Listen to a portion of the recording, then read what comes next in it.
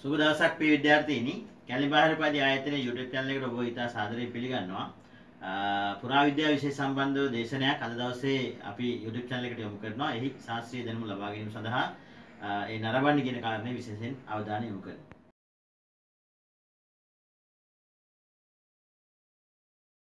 සුබ දවසක් ප්‍රාර්ථනා කරනවා කැලිබාහිර උපාධි ආයතනයේ YouTube channel එක සමග සම්බන්ධ වෙ සිටින සියලු විද්‍යාර්ථීන්ට මම අද සාකච්ඡා කරන්නේ පළමු වසරේ විද්‍යාර්ථයන් වෙනුවෙන් පාඩමක් එහෙම නැත්නම් දේශනමාලාව. ඉතින් මේ දේශනමාලාවේදී අද අපි සාකච්ඡා කරනවා 10යි 15ට එහෙම නැත්නම් පළමු ප්‍රශ්න පත්‍රයේට નિયમિત අපි මීට කලින් සාකච්ඡා කරපු මේ පුරාවිද්‍යාව යනු කුමක්ද යන්නේම දිගුවක් එහෙම නැත්නම් තවත් කොටසක් පිළිබඳ විශේෂ කොටසක් පිළිබඳව අද අපි සාකච්ඡා කරනවා. විශේෂයෙන්ම අපි මේ වෙනකොට 10 15ට අදාළව සාකච්ඡා කිරීම ගණනාවක් කරලා තියෙනවා.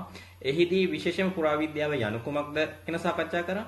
අරමුණු, පරමාර්ථය, පුරාවිද්‍යාව හැදෑරීමේ වැදගත්කම් වගේ දේවල් ගැන සාකච්ඡා කිරීම කරලා තියෙනවා. ඊට පස්සේ මේකට අදාළ අවසාන අනුමාතෘකාව එහෙම නැත්නම් අනු කොටස විදිහට අපි සාකච්ඡා කරනවා මේ පුරාවිද්‍යාව හැදෑරීමේ මූලාශ්‍රය. නිරන්තරයෙන්ම ඔබගේ අවධානය යොමු වෙලා තියෙන ප්‍රශ්න පත්‍රයේ අවධානය යොමු වෙලා තියෙන ප්‍රශ්නයක් ගැන තමයි අපි අද සාකච්ඡා කරන්නේ. ඉතින් මේ පුරාවිද්‍යාව හැදෑරීමේ මූලාශ්‍රයන් කියන්නේ මොනවද? ඒවා එකින් එක විස්තර කිරීමක් මේ පාඩමේදී අපි බලාපොරොත්තු වෙනවා. විශේෂයෙන්ම මේක මේ පුරාවිද්‍යාව මේ මූලාශ්‍රයන් ගැන කතා කිරීමේදී මම මුලින්ම කියනවා මේ මොකද විවිධ ගුරුකුල වෙන්න පුළුවන් විවිධ විද්වතුන් එහෙම නැත්නම් විවිධ විද්වතුන් මේ පිළිබඳ ගුරුවරුන් උගන්වලා තියෙන සමහරට විවිධ ආකාරයෙන් වෙන්න පුළුවන්. මොකද මේ පුරාවිද්‍යාවේ මූලාශ්‍රයන් කිහිපයක්ම තියෙනවා. ඉතින් මේ මූලාශ්‍රයන් අපි හුඟක් බොහෝමයක් අද සාකච්ඡා කරමු. ඉතින් ඒයින් කීපයක් ඔබට උගන්වලා තියෙන්න පුළුවන්. ඉතින් එතකොට දැන් අපිට සමහර දැන් අපේ ආයතනෙන් නොවන අයත් අපි මේ දේශන කරන්න ගියාට පස්සේ සමහර වෙලාවට කියනවා අනේ සමේ අපිට මේ මූලාශ්‍රයන් නෙවෙයි කතා කරලා තියෙන්නේ. එතකොට ඒගොල්ලන්ට සමහරට වෙනත් මූලාශ්‍රයන් වෙන්න පුළුවන්. එහෙම නැත්නම් මේ මූලාශ්‍රයටම කියන තවත් නමකින් ඒ ආචාර්යවරුන් උගන්වලා තියෙන්න පුළුවන්. ඉතින් මේ හින්දා මේක පිළිබඳ ඉතාමත්ම හොඳින් අවබෝධයකින් මේ දේශනාවට සම්බන්ධ වෙන්න කියන දේ මුලින්ම ඉල්ලීමක් කරනවා. අපි දැන් ඔබ දන්නා දැන් පුරාවිද්‍යාව යන කුමක්ද දැන් ඔබ දන්නවා. එහෙනම් මම ආයෙතනින් මේ ගැන කතා කරන්නේ නැහැ. හැබැයි අපි මේ අපේ හැම කොටසකටම මේ පුරාවිද්‍යාව කියන දේ නිරන්තරයෙන් මතක තියාගන්න ඕනේ. පුරාවිද්‍යාව කියන්නේ මොකද? පැරණි මානවයා විසින් නිර්මාණය කරන ලද, පරිහරණය කරන ලද, වෙනස් කරන ලද ප්‍රධාන වශයෙන් ද්‍රව්‍යාත්මක සාධක කාලානුරූපීව විද්‍යාත්මක අධ්‍යයනය කිරීම අපි කියන පුරාවිද්‍යාවයි කියලා. එතකොට මේ පැරණි මානවයා විසින් නිර්මාණය කරන්න වෙන්න පුළුවන්, පරිහරණය කරන්න වෙන්න පුළුවන්, එහෙම නැත්නම් වෙනස් කරන්න පුළුවන්. එතකොට දැනට පවතිනා තියෙන ද්‍රව්‍යාත්මක සාධක ප්‍රධාන වශයෙන්. එතකොට මේ ද්‍රව්‍යාත්මක සාධක අති විශාල ප්‍රමාණයක් තියෙනවා ලෝකේ. එහෙම නැත්නම් මේ භූමිය මත අති විශාල ප්‍රමාණයක් ද්‍රව්‍යාත්මක සාධක තියෙනවා. මේ සියල්ල පුරාවිද්‍යාවේදී අපි අධ්‍යයනය කරනවා. පැරණි මිනිසාට සම්බන්ධ. ඉතින් ඒ හින්දා මේ ද්‍රව්‍යාත්මක සාධක අති විශාල ප්‍රමාණයක් තියෙන හින්දා පුරාවිද්‍යා අධ්‍යයනයේදී එය අධ්‍යයනයේ පහසුව තකා අපි මේ මූලාශ්‍රයන් කරනවා. එහෙම නැත්නම් වර්ග කිරීම කියනවා. ඒවා තමයි අපි කියන්නේ මේ පුරාවිද්‍යාවේ හැදෑරීමේ මූලාශ්‍රයන් කියන්නේ පුරාවිද්‍යාත්මක සාධකවල ස්වභාවය කියන්නේ එහෙම නැත්නම් පුරාවිද්‍යාත්මක දත්තයන් වල ස්වරූපයන් කියන්නේත් මෙන්න මේ පොදුවේ කතා කරපු මේ සියල්ලම මූලාශ්‍රයන් තමයි. ඉතින් එහෙනම් මේ පුරාවිද්‍යාව අධ්‍යයනයේ පහසු තකා තමයි අපි මේ මූලාශ්‍රයන් කරන්නේ. එහෙම නැත්නම් මේ සාධක වෙන් කරන්නේ. ඉතින් ඒ වෙන් කිරීමේදී කාරණා ගණනාවක් යටතේ වර්ග කරනවා. ඉතින් මේ වර්ග කිරීම තමයි අපි මේ තියෙන්නේ මූලාශ්‍ර විදියට ගණන් ගන්නෙ. ඊට තමතරව තව දෙයක් කියනෝනේ මේ මූලාශ්‍රයන් දැන් අපි කිව්වනේ මේ විවිධ විදියට මූලාශ්‍ර වර්ග කරනවා. ඉතින් ඔබට වඩා වැදගත් වෙන්නේ මේ මූලාශ්‍රයන් මේ වර්ග කිරීම වලටත් වඩා මේ මූලාශ්‍රයන් ඇසුරේ අතීතයේ ප්‍රතිනිර්මාණය කිරීම. ඉතින් ඒ හින්දා මේ මූලාශ්‍රයන් ඔබ 4ක් වෙන්න පුළුවන් 5ක් වෙන්න පුළුවන් 6ක් වෙන්න පුළුවන් ඉගෙන ගත්තේ. හැබැයි ඔබ මේ 4ක් හෝ 5ක් 6ක් ඒ ඉගෙන ගත්තත් එක්කම ඒ තුලින් බලාපොරොත්තු වෙන්නේ අතීතයේ ප්‍රතිනිර්මාණය කිරීම. එහෙම නැත්නම් අතීතයේ ගොඩනගන්නේ කොහොමද කියන දේවල් ටික තමයි අපි මේකෙදී වැඩි අවධානයක් දෙන්න ඕනේ ඔබ. නමුත් අපි ප්‍රධාන වශයෙන් මේ පුරාවිද්‍යාවේ මූලාශ්‍රයන් ගැන අපි පැහැදිලි කිරීමක් කරමු. ඉතින් සමහර ඔබ ඉගෙනගෙන ඇති පුරාවිද්‍යාවේ මූලාශ්‍රයන් ගැන මේ ආකාරයට අපි කරුණු විදිහට කතා කරමු. පුරාකෘති. එහෙම නැත්නම් ජීවකෘති කියලා කියනවා. සෝරි පුරාකෘති, මානවකෘති. පුරාකෘති වලටම කියන සාමාන්‍ය මානවකෘති. ඊට පස්සේ ජීවකෘති, කෘෂිකෘති, භූකෘති කියලා ඉවෙලා ඔබ ඉගෙනගෙන තියෙන්න පුළුවන්. ඊටත් අමතරව මානවකෘති, ස්වභාවික කෘති, විශේෂාංග, ශ්‍රේෂ්ඨ මෙන්න මේ විදිහට ඔබ ඉගෙනගෙන ඇති. හැබැයි අපිට සමහර ළමයි හම්බෙලා තියෙනවා. ඒගොල්ලෝ ඉගෙනගෙන තිනවා ද්‍රව්‍යාත්මක සාධක, ඓතිහාසික ලිපි ලේඛන, කාසි ශාස්ත්‍රීය ලිපි, සමාජ විද්‍යාත්මක සාධක. ඉතින් මම හිතනවා මේ විග්‍රහයට නම් වඩා අර ඉතුරු විග්‍රහයන් ගැන හොඳයි. මේක මොකද දැන් ඊතරම්ම මේ ප්‍රායෝගිකව මේ වර්ග කිරීම නම් මේ වැඩි කතා බහකට ලක් වෙන්නේ නැති වර්ග කිරීමක්. නමුත් සමහර තැන්වලදී එයත් විද්‍යාර්ථීන් ඉගෙනගෙන තියෙනවා. අපි ප්‍රධාන වශයෙන්ම අපි කතා කරපු මේ මානව කෘති, ජීව කෘති, කෘෂි කෘති, භූ කෘති, විශේෂාංග, ශේෂ්ත්‍ර කියන දේවල් ගැන අපි වැඩි අවධානයක් දීලා ඉවරලා අපි ඉගෙන ගමු ප්‍රධාන වශයෙන්ම. ඉතින් මානව කෘති, මානව කෘතිය. මානව කෘතිය කියන්නේ මොකද්ද? පුරාවිද්‍යාව දැරීමේ මූලාශ්‍රයන් අතර ඉතාමත්ම වැදගත් මූලාශ්‍රය තමයි මානව කෘතිය. ඉතින් මානව කෘතිය කියන්නේ මොකද්ද? මානව කෘතියක් කියනවෙන් අපි අදහස් කරනවා මිනිසා විසින් නිර්මාණය කරන ලද හෝ හැඩගසන ලද සියලුම ද්‍රව්‍යයන් අපි කියනවා මේ මානව කෘතියක්. එහෙනම් අපි පුරාවිද්‍යාවේ හදාරන්නේ පැරණි මිනිසා විසින්. එහෙනම් පැරණි මිනිසා විසින් නිර්මාණය කරන ලද, පරිහරණය කරන ලද මේ සියලුම නිර්මාණයන්, මිනිසා විසින් නිර්මාණය කරන සියලුම නිර්මාණයන් අපි හඳුන්වනවා මොනවද? මානව කෘති. ඒක දැන් අපි මානව කෘති කියන දේවල් දන්නවා. දැන් මිනිසා විසින් නිර්මාණය කරන හෝ හැඩගසන ලද සියලුම දේවල් මේ අපි කියනවා මානව කෘති. එහෙනම් ඒවට මොනවද උදාහරණ? අපිට මතක් වෙන්න ඕන උදාහරණ.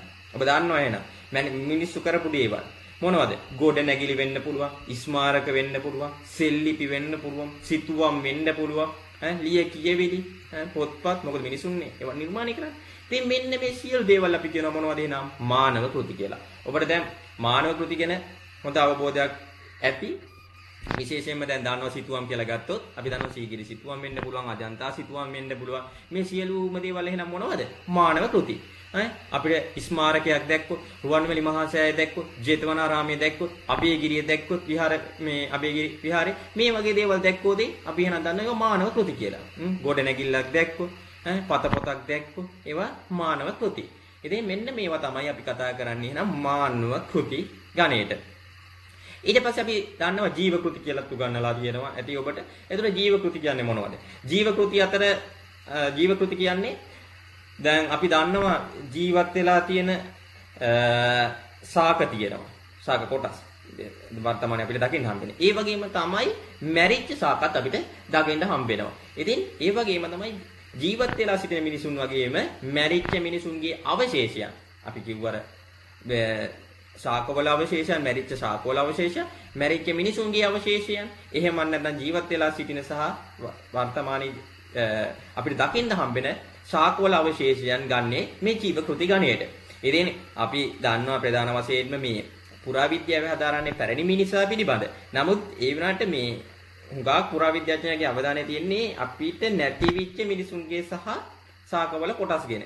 හැබැයි අපි දන්නවා අතීත මානවයාගේ ජයග්‍රහණයන් සහ පරාජයන් වල එකතුවක් තමයි මේ වර්තමාන අපි නිර්මාණය වෙලා තියෙන්නේ. ඉතින් ඒ හින්දා අපි ගැනත් අධ්‍යයනය කිරීම එහෙම නැත්නම් වර්තමාන ජීවත් වෙලා ඉන්න මිනිසුන් පිළිබඳව අධ්‍යයනය කිරීම අතිශයින්ම වැදගත් වෙනවා. හැබැයි කෙසේ වෙතත් මේ පැරණි මිනිසුන්ගේ අවශේෂයන් කියන්නේ මානවයාගේ අස්තික බෙලි වගේ දේවල් මේ ශාකවල කොටස් මේ ජීව කෘති ගණයට ගන්න පුළුවන්. ඉතින් ඊට පස්සේ අපි කතා කරමු මේ කෘෂි කෘති කියන්නේ මොනවද කියලා. මේ කෘෂි කෘති ගණයට සියලුම උද්දිත අවශේෂයන් මේ කෘෂි කෘති ගණයට ගැනෙනවා. විශේෂයෙන්ම වැඩමින් පවතින වෘක්ෂලතාවන් මෙන්ම මරුණ වෘක්ෂලතාවන්ගේ අවශේෂද මෙතනින් කියමු අපි මේ දන්නවා මේ ධාන්‍ය වර්ග මේවාගේ සියලු දේවල් අපි ගන්නෙ මේ කෘෂි කෘති ගණයට. එතකොට දැන් ඔබට තේරෙන අර ජීව කෘති ගණයටත් මේ තව ඉස්සරහට අපි කතා කරමු මේ ස්වභාවික කෘති කියන්නේ මොනවද කියලා. එතකොට මෙතනදී සමහර මූල මේ කරුණු මේ ඊළඟ මූලාශ්‍රයටත් අයිති වෙනවා. අපි ඒක එතනදීම සාකච්ඡා කරමු. දැනට ඔබ මතක තියාගන්න කෘෂි කෘති කියන්නේ සියලු උද්දිත අවශේෂයන්. සියලුම උද්දිත අවශේෂයන් කෘෂි කෘති ගණයට ගන්නවා. ඒකට උදාහරණ තමයි අපි දන්නවා පරාග වෙන්න පුළුවන්, ධාන්‍ය වර්ග වෙන්න පුළුවන්, බීජ වර්ග මේ වගේ සියලු දේවල් අපි කෘෂි කෘති ගණයට එනවා. ඒ කෘෂි කාර්මික දේවල් වලට අවශ්‍ය කරන දේවල් හම්බුනොතින් පැරණි මිනිසා විසින් නිර්මාණය කරන ලද. ඉතින් මේ දේවල් මේ නිර්මාණය කරන ලද මේ පරිහරණය කරපු දේවල් අපි ගන්නවා මේ කෘෂි කෘති ගණයට. ඊට පස්සේ තවත් පුරාවිද්‍යා හැදෑරීමේ මූලාශ්‍රයක් තමයි භූකෘති කියන්නේ. එතකොට මේ භූකෘති කියන්නේ මොනවද? එතකොට මේකෙදි විශේෂයෙන්ම මේ භූකෘති කියන්නේ භූ දර්ශන සහ ඒ අඩංගු පාෂාණ සහ පාංශු වර්ග තමයි මේ භූකෘති ගණයට අයිති වෙන්නේ. ඉතින් මේවා හුඟක් බොහෝමයක් ස්වභාවික නිර්මාණයන් වෙනවා. හැබැයි එහි ස්වරූපය මිනිසා විසින් වෙනස් කරනවා. එතකොට ඒව වෙලාවකට ඒව මානව කෘති විදිහටත් ගන්න පුළුවන්. ඒයි මොකද මිනිසා විසින් වෙනස් කරන හින්දා. ඉතින් කෙසේ වෙතත් අපි භූ දර්ශන සහ එහි අඩංගු khනිජ, පාෂාණ සහ පාංශු වර්ග අපි ගන්නවා මේ භූ කෘති ගණයට. මම ඔබට විශේෂයෙන්ම මතක් කරනවා අර අපි ඉස්සෙල්ලා කතා කරා මානව කෘති. ඔබ හොඳට මතක තියාගන්න මානව කෘති කියන්නේ මොනවද? දැන් දන්නවා මානව කෘති කියන්නේ මිනිසා විසින් නිර්මාණය කරන ලද හැඩගස්න ලද සියලුම දේවල් අපි මානව කෘති ගන්නේට කතා කරා. ඊට පස්සේ අපි කතා කරා ජීව කෘති කතා කරා, භූ කෘති ගත්තා, කෘෂි කෘති ගත්තා. හැබැයි මේ දේවල් මේ පුරාවිද්‍යාව හැදෑරීමේ මූලාශ්‍රයන් වලට වඩා වැඩි අවධානයක් තියලා බලා ගන්න ස්වභාවික කෘති. ස්වභාවික කෘති කියන්නේ පුරාවිද්‍යාව හැදෑරීමේ ප්‍රධාන මූලාශ්‍රය. එතකොට ස්වභාවික කෘති කියන්නේ මොනවද? ස්වභාවික කෘතියක් කියන්නේ මිනිස් ඉතිහාසයට සම්බන්ධ. මිනිස් ඉතිහාසයට සම්බන්ධ එහෙත් මිනිසා විසින් නිර්මාණය නොකරන සියලු ස්වභාවික සාධකයන් අපි මේ ස්වභාවික කෘති ගණයට ගන්නවා. විශේෂයෙන්ම ස්වභාවික කෘති අපිට ප්‍රධාන වශයෙන් කරුණු තුනක් යටතේ හඳුනා ගන්න පුළුවන්. ස්වභාවික කෘති. එක තමයි මානව අවශේෂ. මානව අවශේෂ. පෙළක් අය පටල ගන්නවා මේ මානව අවශේෂයි මානව කෘති. හරි මානව කෘති කියන්නේ අපි ඉස්සෙල්ලා සාකච්ඡා කරා පුරාවිද්‍යාව හැදෑරීමේ ප්‍රධාන මූලාශ්‍රයක්. මානව කෘති කියන්නේ මිනිසා විසින් නිර්මාණය කරපු ඒවා. හැබැයි මෙතන ස්වභාවික කෘති. ඒ කියන්නේ මිනිසා නිර්මාණය නොකරන ඉහෙත් මිනිසාට සම්බන්ධ සියලු ස්වභාවික සාධකයන් අපි ගන්නෙ ස්වභාවික කෘති ගණයට. ඒතකොට ස්වභාවික කෘති ප්‍රධාන වශයෙන් කාරණු තුනයි. කාරණු මේ කියන්නේ කොටස් තුනකට වර්ග කරන්න පුළුවන්. එකක් තමයි මානව අවශේෂ. මානව අවශේෂ. අර අපි ඉස්සෙල්ලා කතා කරපු ජීව කෘති ගණයට ගත්තා. මානව අවශේෂ. මානව අවශේෂ කියන්නේ මිනිසාගේ හිස් කබල් වෙන්න පුළුවන්. අස්ති වෙන්න පුළුවන්. දත් වෙන්න පුළුවන්. නිය වෙන්න පුළුවන්. නිය පොතු වගේ දේවල් මේ සියලු දේවල්. ඇයි? දැන් බලන්න හිතන්නකෝ මිනිසාගේ හිසක් මිනිසා දැන් නිර්මාණය කරන්නේ. මිනිසාගේ දත අපිට ඕනි විදිහට දතක් නිර්මාණය කරන්න පුළුවන්ද? බෑ. එහෙනම් ඒක ස්වභාවික ක්‍රියාවලියක ප්‍රතිඵලයක්. එහෙනම් මේ මානවයාගේ අවශේෂයන් කියන්නේ මානවයාගේ කොටස් කියන්නේ අපිට හම්බුනොත් දැන් අපි දැන් දන්නවා පායන් ලෙනින් හම්බෙලා තියෙනවා පැරණි මිනිසාගේ ඇටකටු. එතකොට ඒක මොකද්ද? ඒක ස්වභාවික කෘතියක්. ස්වභාවික කෘතියක්. ස්වභාවික කෘතිය වල මොකද්ද? මානව අවශේෂය. මානව අවශේෂය. ඒ වගේම තමයි එක කරුණක් මානව අවශේෂ, අනිත් එක තමයි සත්ව අවශේෂ. සත්ව අවශේෂ කියන්නේ අපි මිනිසුන්ගේ ඇටකටු සහ සියලු ශරීර කොටස් කතා කරා මානව අවශේෂ විදියට. දැන් ස්වභාවික සත්ව අවශේෂ ගණයට කතා කරනවා සතුන්ගේ අස්ති කැබලි. සතුන්ගේ හිස් කබල් වෙන්න පුළුවන්, දත් වෙන්න පුළුවන්, නීය, ආන් වෙන්න පුළුවන්. ඉතින් මේ වගේ දේවල් අපි කතා කරනවා සත්ව අවශේෂ විදියට. ඊට පස්සේ අපි කතා කරනවා ශාක අවශේෂ. ශාක අවශේෂ. එතකොට දැව වර්ග වෙන්න පුළුවන්, ඇට වර්ග වෙන්න පුළුවන්, කොළ වර්ග වෙන්න පුළුවන්, අඟුරු වෙන්න පුළුවන්, පරාග වෙන්න පුළුවන්. මෙන්න මේවා ශාක අවශේෂ විදියට ගන්නවා. එහෙනම් ස්වභාවික කෘති කියන්නේ අපි කිව්වා මිනිස් ඉතිහාසයට සම්බන්ධ එහෙත් මිනිසා නිර්මාණය නොකරන ස්වභාවික සාධකයන් මේ ස්වභාවික කෘති ගණයට ගන්නනවා.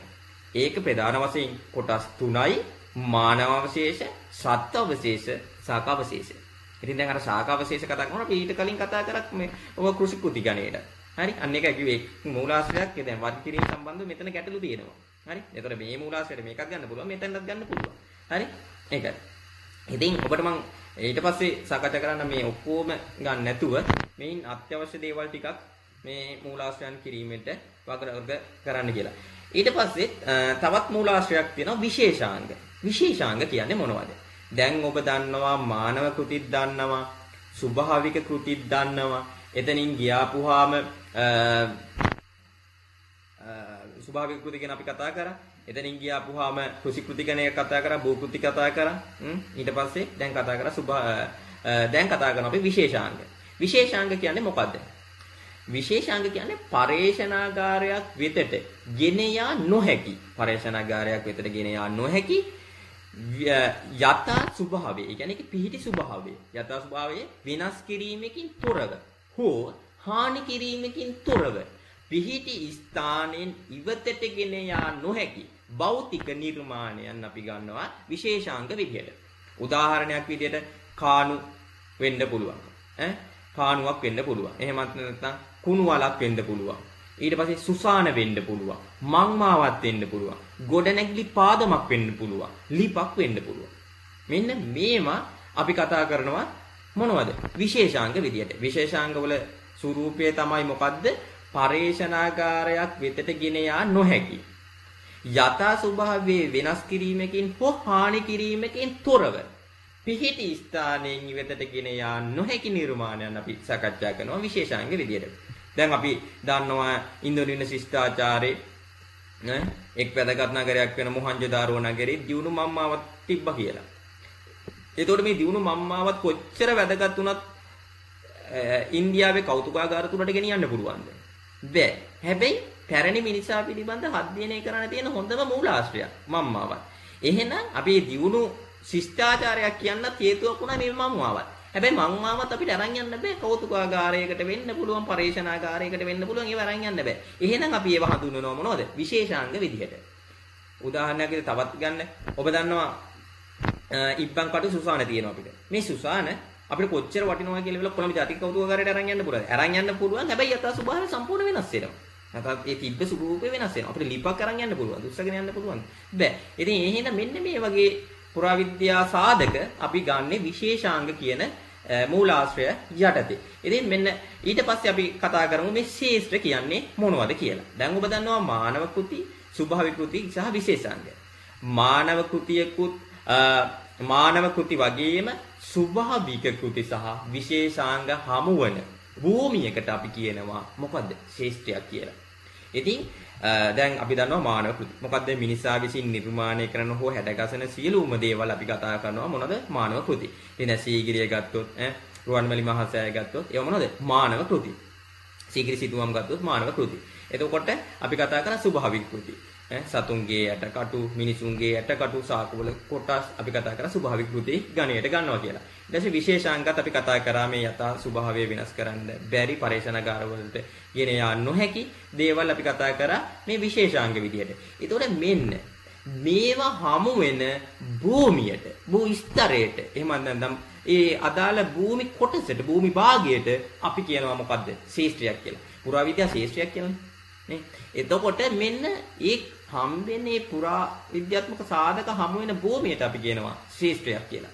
ඉතින් එහෙනම් මේ ශේෂ්ත්‍රයන් ඔබට තේරෙනවා. ශේෂ්ත්‍ර ලොකු ශේෂ්ත්‍ර තියෙනවා, විශාල ශේෂ්ත්‍ර තියෙනවා, මේ කුඩා ශේෂ්ත්‍ර තියෙනවා.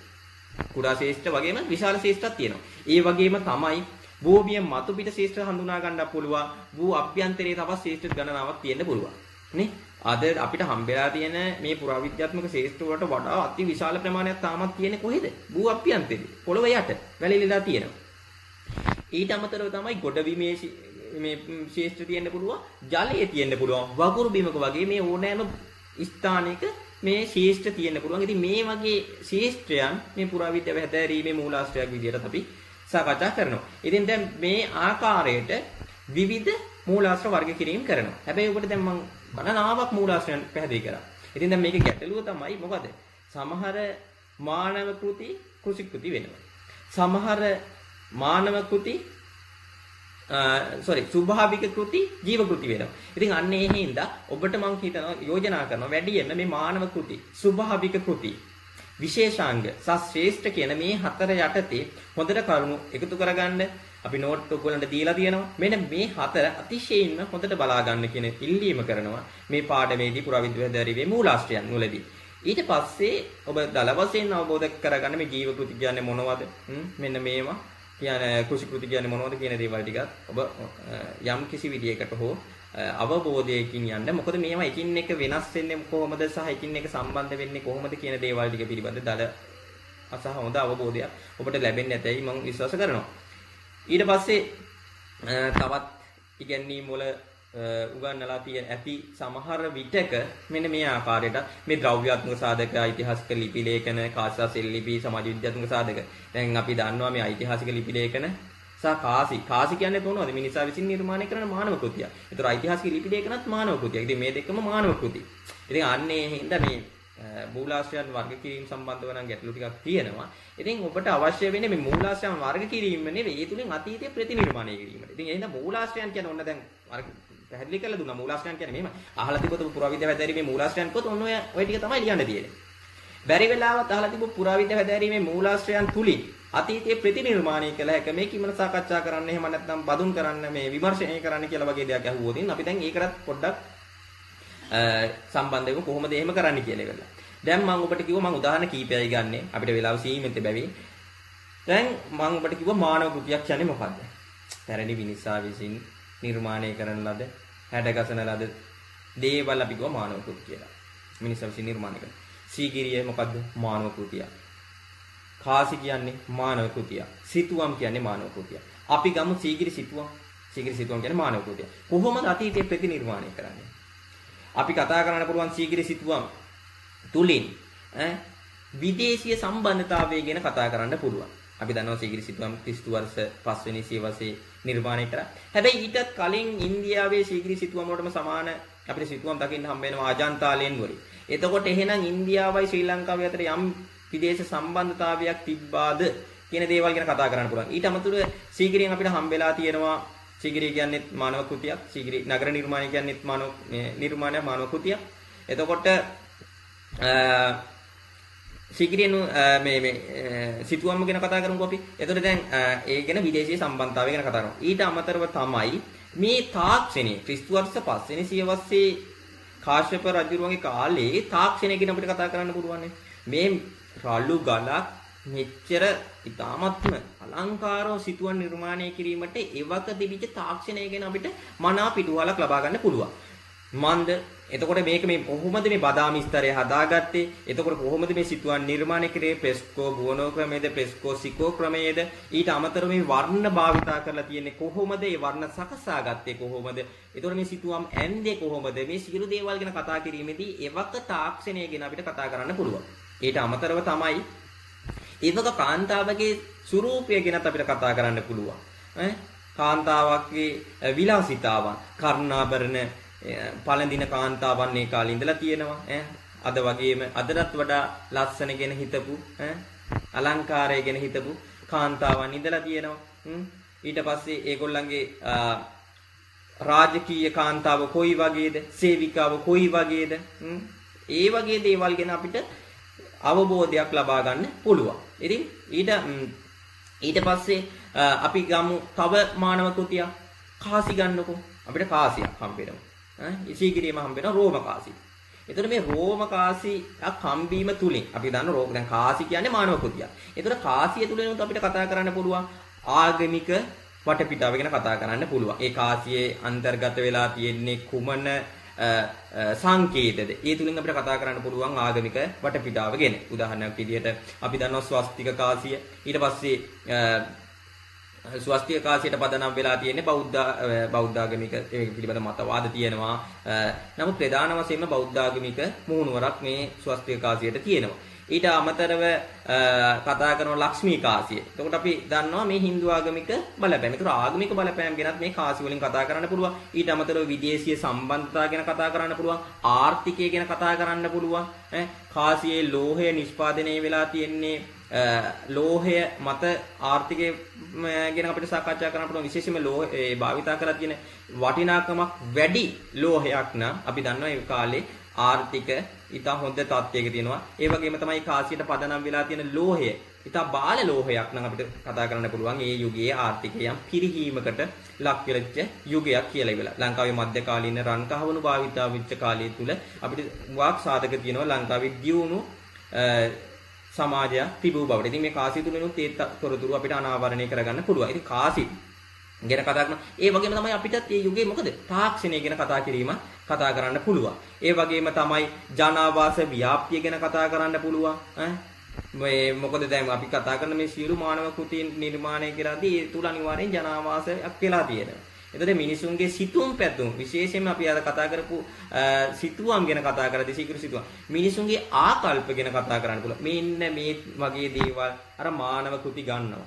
ස්වභාවික කෘති ගන්නවා. විශේෂාංග මේ වගේ මූලාශ්‍රයන් ඇරන් අපි කතා කරනවා අතීතයේ ප්‍රතිනිර්මාණය කරන්නේ කොහොමද කියලා. ඉතින් දැන් අපි අර කතා කරපු මානව කෘති විච සිතුවම් කාසි වෙන්න පුළුවන්. සෙල්ලිපි ගෙවෙන්න පුළුවන්. නගරය නිර්මාණ ස්තූප වෙන්න පුළුවන්. සඳකඩ පහන වෙන්න පුළුවන්. මුරගල වෙන්න පුළුවන්. මේ සියලු දේවල් මානව කෘති. ඊට පස්සේ අපි කතා කරනවා දැන් අපි හෝඩ් යන කැණීමේදී අපිට හම්බෙලා තියෙනවා මේ යම් කෘෂි කියන්නේ පරාග හම්බෙලා තියෙනවා. ඉතින් මේ පරාග ඇසුරෙන් දාන්න ඇසුරෙන් අපි කියනවා අදින් වසර දහස් ගණනකට කලිනුත් අපේ ලාංකීය කෘෂි කර්මාන්තය කියන සාධකනාවරණය වෙනවා ටීආර් ප්‍රේමතිලක මහාචාර්ය ටීආර් ප්‍රේමතිලක සර්විසින් මේ කැණීම සිද්ධ කරා. ඉතින් මේකෙන් හම්බෙන සාධක ඇසුරෙන් අපි කියනවා මේ අපිට හුඟක් කෘෂි කර්මයට සම්බන්ධ ඉතිහාසයක් තියෙනවා කියලා. ඉතින් අන්න ඒව අපි කියන්නේ අර පුරාවිද්‍යාවේ මූලාශ්‍රයන් පදනම් කරගෙන. ඉතින් අන්න ඒ හින්දා දැන් ඔබට මේ මම මූලාශ්‍රයන් ගණනාවක් පැහැදිලි කරලා දුන්නා. මේ තුලින් ඔබ වැඩි අවධානයක් දෙන්න මේ අතීතය ප්‍රතිනිර්මාණය කරන්න. එතකොට මූලාශ්‍රයන්ුත් ඔබ දන්නවා. මූලාශ්‍රයන් ඇසුරෙන් අතීතය ප්‍රතිනිර්මාණය කරන්නත් දන්නවා. ඉතින් ඒ හින්දා මූලාශ්‍රයන් කියන මම හිතනවා මේ කාරණා දෙකට, ඒ කියන්නේ මූලාශ්‍රයන් දෙක දැනගන්න ඕනේ. ඒ අදාළ මූලාශ්‍රයන් තුලින් අතීතයේ ප්‍රතිනිර්මාණය කරන්න ඕනේ. මේ කාරණා ටික දැන ගැනීම මම හිතනවා ඔබට ඉතාමත් මනා පිටුහලක් වෙයි මේ පාඩම අධ්‍යයනය කටයුතු කිරීමේදී. දැන් ඔබට මම හිතනවා අපේ පළවෙනි පාඩම අවසానයි.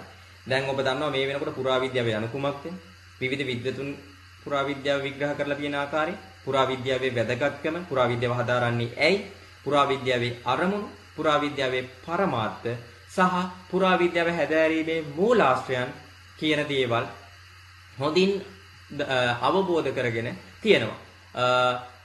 ඊළඟට අපි සාකච්ඡා කරන්නේ 10යි 15ට වගේම 10යි 25ටත් ප්‍රශ්න පත්‍ර දෙකම අරන් මේ වෙනකල් කතා කරපු පාඩම් වලින් ඔබගේ ප්‍රශ්න පත්‍රයේ ප්‍රශ්න අනිවාර්යෙන් එකක් නම් ලියන්නම පුළුවන්. ඉතින් ඒ පිළිබඳ කොහොමද අපි උත්තර ලියන්නේ? මොන වගේ කාරණාද ඒවට අවශ්‍ය වෙන්නේ? අපේ මේ වීඩියෝ ක්ලිප් වලින් ඔබට දැන් මේ කාරණා ප්‍රමාණවත්ද? ඔබට උත්තරයකට ගොනු කරන්නේ කොහොමද කියන දේවල් ටික ඊළඟ වීඩියෝ ක්ලිප් එකේදී අපි සාකච්ඡා කරමු. ඒට සම්බන්ධ වීමට ප්‍රථමයෙන් මම හිතනවා 10යි 25ට පුරාවිද්‍යාවේ කාර්යභාරයන් කියන වීඩියෝ ක්ලිප් එකක් නරඹන්න. ඊට පස්සේ අපේ ඊළඟ වීඩියෝ ක්ලිප් එකේදී අපි ප්‍රශ්න සාකච්ඡා කරමු 2008 වර්ෂයේ සිට මේ දක්වාම 2014 දක්වාම පළමු වසරට අදාළව 10යි 15ට සහ 10යි 25ට අදාළ ප්‍රශ්න පත්‍රයේ ප්‍රශ්න සාකච්ඡා කිරීමක් මම බලාපොරොත්තු වෙනවා. ඊට පස්සේ අපි ඊළඟ පාඩමට ඔබව යොමු වෙමු. එහෙනම් ඊළඟ වීඩියෝ ක්ලිප් එකේදී හමු වෙමු. ඔබට සුබ දවසක්.